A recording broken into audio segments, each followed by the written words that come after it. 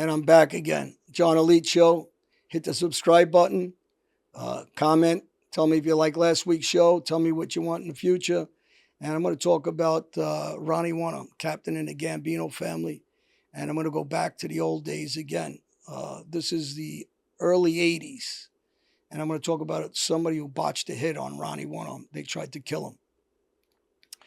So he's not a made guy at this time. Later on, he becomes a made guy, becomes a skipper in around 90. But Ronnie was known to be my partner in those days. We used to hang out at the PM Pub that was on 101st Avenue and 84th Street. Ronnie had always had trouble making money. He never made money. He didn't make money for a lot of reasons. He was a degenerate gambler. He liked to do a lot of coke. And he didn't have the ability to make money. He was always broke.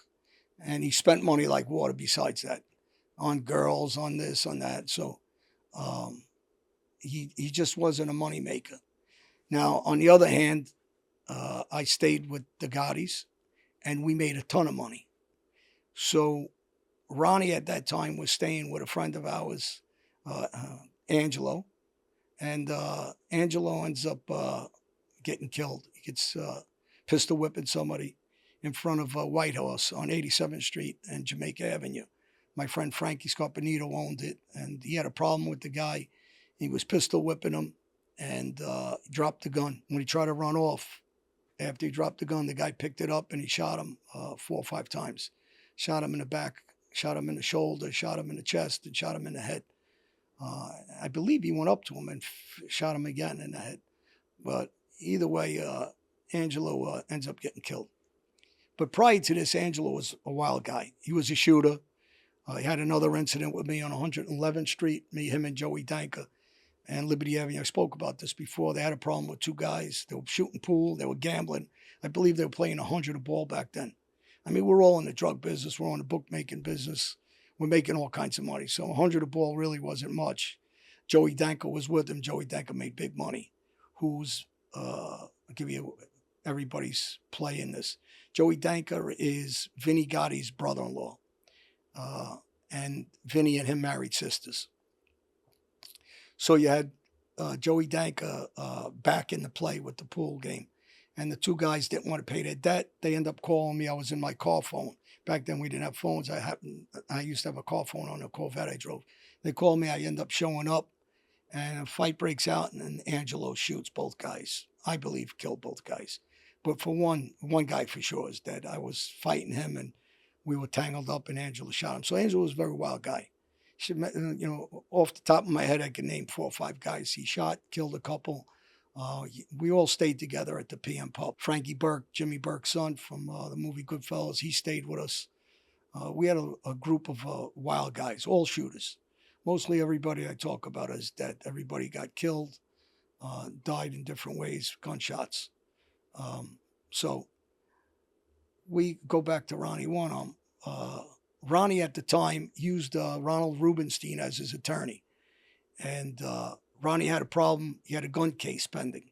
He pulled out at a PM Pub. He had a gun in the car. Police pulled him over. And it was a case that was very strange because he didn't go to jail. And people were accusing him at that time. Behind his back, in front of him, and asking how you're not in jail for that gun. I'm not sure myself what happened with that case, but Rubenstein handled the case. So if anything funky was going on, I believe guys would have known about it, but you never know. And they didn't make money. So as partners back then, me and Ronnie did business together, but we weren't always together. And when it came to money, I kind of stayed away from him because he would dip into your money. So I didn't like doing business with him. So I would do business. I was the supplier of all these guys. I'm the one who had the hook with the cocaine business. The bookmaking business, he did business with Jojo Carrazzo. My bookmaking business was on the other side with Willie Boy Johnson and Gotti Sr. I was on a half sheet with them and with the son. So we had our own bookmaking business, and we had our own private bookmaking business besides that business. That we did out of 113th and Liberty Avenue. So at this time, Gotti, the father, liked Ronnie Wam. He knew him since he was a kid. He used to like him. He used to say he's a good kid to me. And Ronnie liked Senior Gotti, but the son, Junior, didn't care too much for Ronnie Wam. And his perspective was he was a drug user. He didn't want him around him. Junior didn't do drugs. And Bobby Borriello was also stayed with us. Serious guy. He ends up getting killed later on. He gets killed in front of his house. He didn't like Ronnie. And so Ronnie and Vinny Gotti and Angelo are partners with each other. And Vinny Gotti was John's Junior's uncle, but kind of a thorn in Junior's side. He didn't really care for his uncle. He didn't care for him at all, actually. He never liked him. He didn't care for him. He didn't respect him. He didn't respect him also for a lot of reasons. He was also a drug user, so he didn't like him because of that. And Junior was straight-laced. He didn't do drugs. So he didn't have a lot of respect for him. Plus, they didn't know how to make money, so he didn't respect him for that reason. And he didn't think his uncle was particularly a tough guy, or Ronnie. And that was Junior's perspective on him. So they started bugging him. They wanted to make money, and they were jealous that we were making a ton of money. And they kept asking him, can I make, give us something to make money? And they brought up Johnny Gebbett, who we've spoken about plenty of times on my shows. Johnny Gebbett was a drug dealer, a drug addict, smoked dust, shot heroin, did every drug there was. But one thing about Gebbett was he knew how to make money. And he was big in the weed business back then. And he ran a spot up in Forest Park, Jamaica Avenue, 79th Street, Jamaica Avenue. And he had a hell of a business. People in those days would come up, buy nickel bags and dime bags. And he had a great business. He ran it like any other business, like a store. He had it down pat. And they wanted to make money. So Junior said they wanted to shake down Gebbett. And they knew Junior had a relationship at one time with Gebbett. He knew him since he was a kid. And Junior says, don't bother me. You want to go shake him down, you go do your own thing. There's nothing to do with me. Go up there if you want. You don't go, you guys want to make money, go make money. Stop bothering me about how to make money. I'm not your father's. So they took it upon themselves to go up to Jamaica Avenue and threaten Gebbett that they wanted money from him. Now, I wasn't there. All I know is Gebbett's not that easy to convince to give up his money. He was kind of cheap, but he was also wild, unpredictable because of the drug thing that he was doing. Now, Gebbett's one of the guys that I copped out to his murder, being involved in setting up his murder. So he ends up getting killed too. But he's not a guy to fool around with either. He shot a lot of guys. He had a bad record, convicted of rape. He was not a good guy, but dangerous. And especially when he was high. He went after his own father with a butcher knife. So, just to give you the mentality of the guy, he shot a couple of our friends, personal friends he grew up with, so you knew you couldn't trust him. And he had a rabid dog mentality. So when they went to shake him down, Gebbett didn't have a gun on him. And they argued back and forth. I believe they pulled a gun on Gebbett. Gebbett took off running. And he went home and he got a machine gun and he got some other guns, which he had an arsenal of guns. That's one thing he had. He had everything, bazookas, guns, swords. He lived around the corner from me. And again, I'm driving around and I get a phone call on my car. Come to PM Pub, hurry up, 911. It was on the beep of 911, but then they called me and told me it's an emergency. I don't know what the emergency is. When I get there, there's gates that get pulled down on the PM Pub, and the gates were pulled down. So I didn't, I'm there every day, but I don't remember the number to the stupid payphone in there. And I'm banging on the gate, and nobody will answer. And I see on the gate and the walls, and above the PM Pub and the gate is people live upstairs. And Gebbett came back and he machine gunned the bar. Now, when he machine gunned the bar, I believe Jojo Carrazzo was in there. He has nothing to do with what went on. He doesn't even know what went on, or maybe they told him afterwards, because Ronnie grew up with Jojo, so they were friendly. Maybe he didn't know. I'm not sure. Another guy, Johnny Bino, was there, and he had nothing to do with it either, but he just happened to be there. We all hang out there. Everybody's always hanging out. It's like a hangout spot. Come by, drink, bookmaking, whatever. So they're all trapped inside there because Gebbett came by with a machine gun, and they pulled the gate down. And so that was his answer back to Angelo, Vinny Gotti, and Ronnie Wam when he tried to kill him. And missed, and they pulled those gates down, and he blew the bar apart. Later on, Gebbit tries to shoot Ronnie again. Ronnie drove up, back then he drove a black Lincoln. And he was driving along Jamaica Avenue, and Gebbit opened up fire on him. And shot the side of his car, the back of his car, and Ronnie took off. So now they have a problem. And they're trying to go to Junior to settle it. And Junior said, you guys wanted to make money. You guys wanted to be tough guys. Got nothing to do with me. You know, you go handle your own business. I'm not getting in the middle of it, which was a smart move, because if something happens to him or him, either side, they're going to try to, pinch him for a murder of that and say he was involved in a drug conspiracy of robbery or whatever. So he just stayed out of it. And again, like I said, he didn't get along or didn't respect his Uncle Vinny at all. He was broke. He was always doing dumb shit. He would use his nephew's name.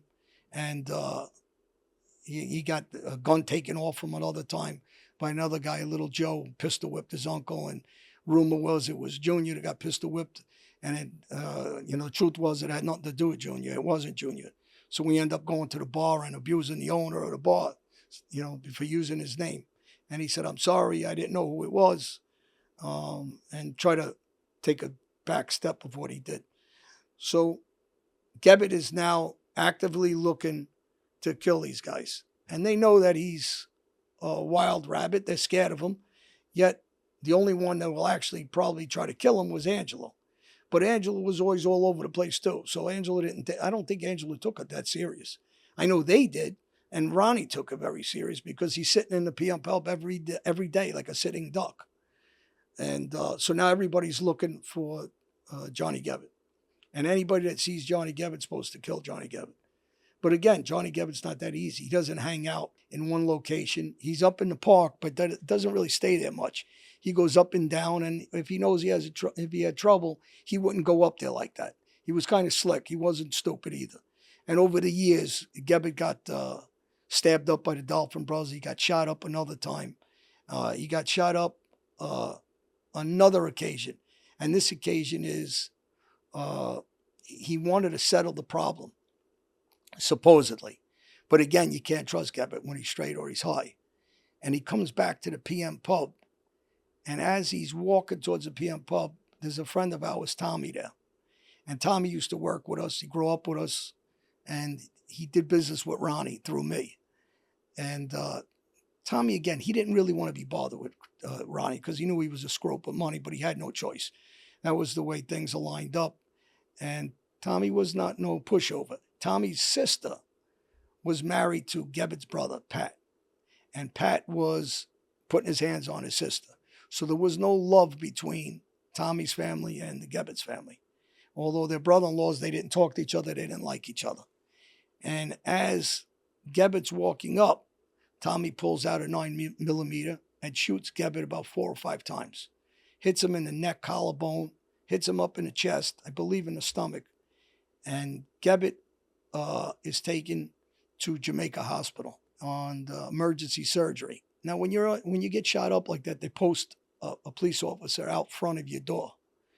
Now, supposedly he went under an alias's name, Gebbit. But to go under an alias's name is not possible, because you're being operated on emergency surgery. And you have a police officer outside your door, and you're on the run. He was convicted of rape, and he's on the run from rape. So that doesn't make sense at all. They had to know. He had to be an informant or a witness or something. And they have him in the hospital bed under protection. Although he's under the protection, we get a crew of guys together. Myself, Ronnie Wam, Larry Cuccarelli's dead now. And it was a couple other guys. And we go to Jamaica Hospital, and we're going to try to finish Gebbit and kill him in Jamaica Hospital. Now, the guy that's head of security happens to be another street guy that grew up with us, Michael, and his father's there. His father's protected him. And we get into a little argument. I mean, we were, listen, you look back at it now and you wish you didn't get into it with the father. And we put the father on the spot, because he's not going to talk to the police. But at the same time, he knows we're trying to kill the guy. At the same time, he must know what's going on why there's a cop outside his door and he cannot possibly be under a fake name because you have blood transfusions and everything else going on to save his life. So I don't think anybody's getting away with a fake name there. And we go in and there's police all over the place and we're trying to get to the room he's at in ICU. We're trying to hit him. And as we're going up, there's 3 or 4 cops coming up the other hallway. I don't know who called them. I don't know if the head of security called them. I don't know if a nurse or doctor called them. And we end up taking off. So we don't hit him there. But we're going to plot again to hit him. And they move him from Jamaica Hospital somewhere else. And we're not sure where they move him. They could have moved him in Jamaica Hospital to another location. We just didn't know where it was. And we were trying to get information. Now there's a hit put on Gebbit from the Gambino family. He tried to kill, there was Jojo Carrazzo inside the bar, Johnny Bino, all these guys become made guys. Ronnie Wam, and there was a couple other guys that I don't remember. There's a guy, Eddie Burns, I believe, lived across the street. His regular guy, stayed with us. He was in there. And now there's an open hit on Gebbit for a lot of reasons. Because of the rape, he's got to get killed. Because of trying to kill these guys, he's going to get killed. And because Vinny Gotti's involved also with the attempted shaking down of Gebbit. There's a lot of reasons. Gebbit has a list of reasons why he's going to get killed. And I also want him to be killed. So I'm also advocating to get him killed. And the order comes down, he's going to go, which eventually he does get killed. You know, we kill him. And he shot up a couple blocks from his house, a couple blocks from my house. We lived around the corner from each other. But Ronnie Wam got away, luckily, from that shooting and the second shooting that Gebbit tries to hit him on. Now, at that time, these guys had no intentions, Ronnie and Vinny, of trying to kill Gebbit back. They were way out of their league to try to kill him. They knew they were out of their league. And if it wasn't for Tommy first trying to hit Gebbit, nothing probably would have been done. But that sparked more attention onto his rape case. And it became well known to Gotti Sr. and anybody else in the Gambino family that this guy is dangerous. He's a loose cannon, obviously, because of the drug use. And because nobody knew, it's not like a normal guy. You can have a sit down and tell the guy, this is done. And, you know, let him live and spare his life. But with him, you weren't sure. Is he a rat? Is he an informant? Which, you know, the probability was like 98%. Was he a convicted rapist? That's 100%. He went to trial on it and the evidence came out. And during that trial also, he shot one of our friends, Turtle, who was going to testify against him on the rape. And I love when people call Turtle a rat. I'm like, how's he a rat? The guy just raped the girl and he's going to testify on behalf of the girl. And good for Turtle for having the guts to testify against a rapist. So when people say that, I don't get the standard of how do you come up with that kind of comments, whatever, try to make common sense out of that nonsense. The guy's a convicted rapist.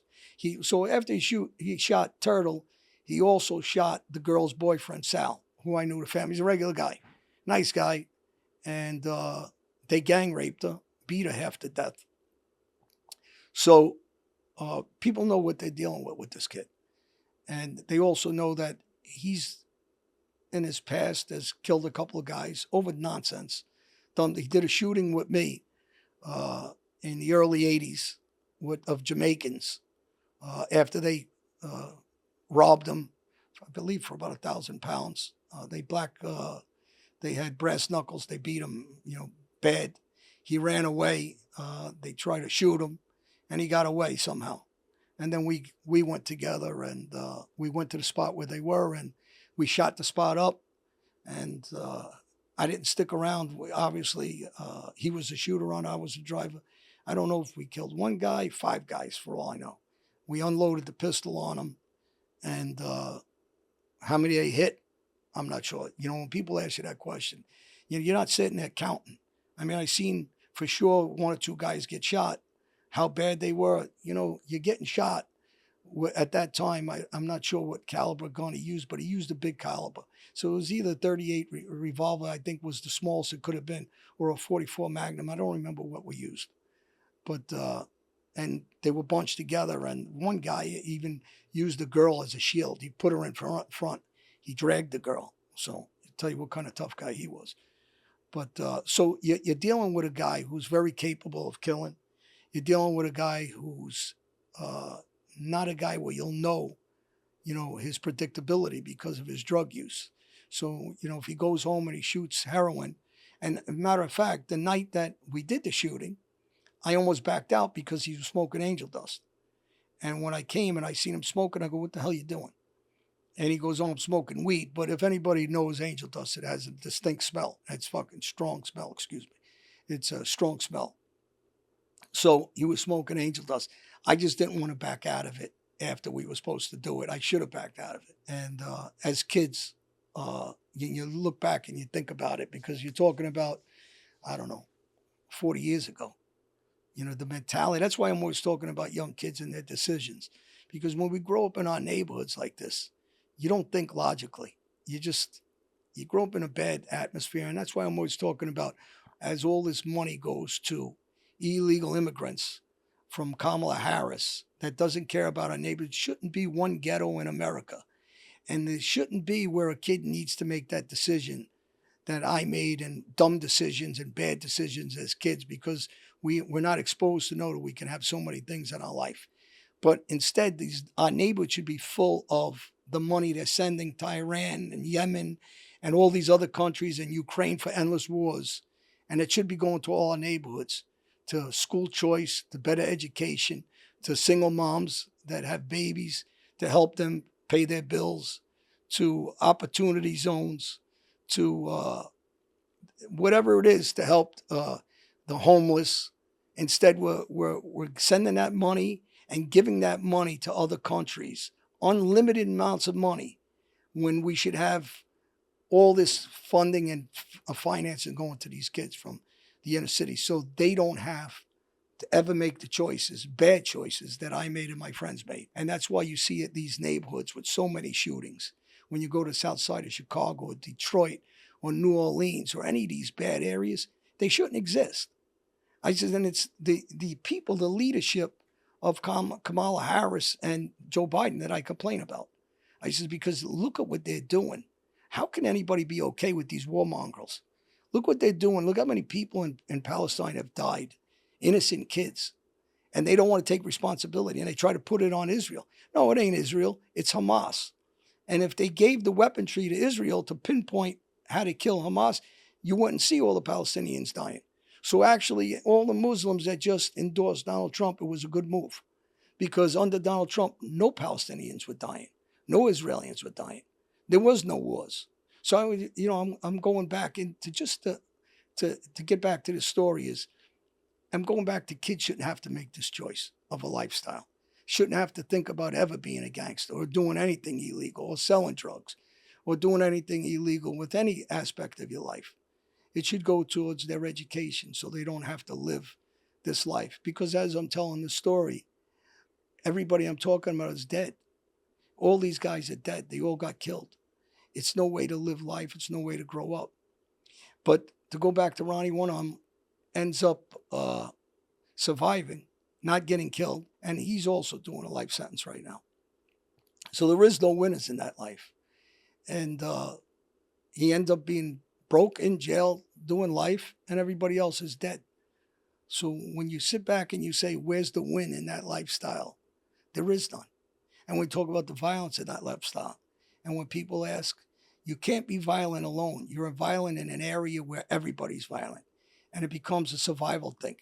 And you start to believe that you're living a righteous life because you're surviving being killed by somebody else. So you try to kill them before they kill you.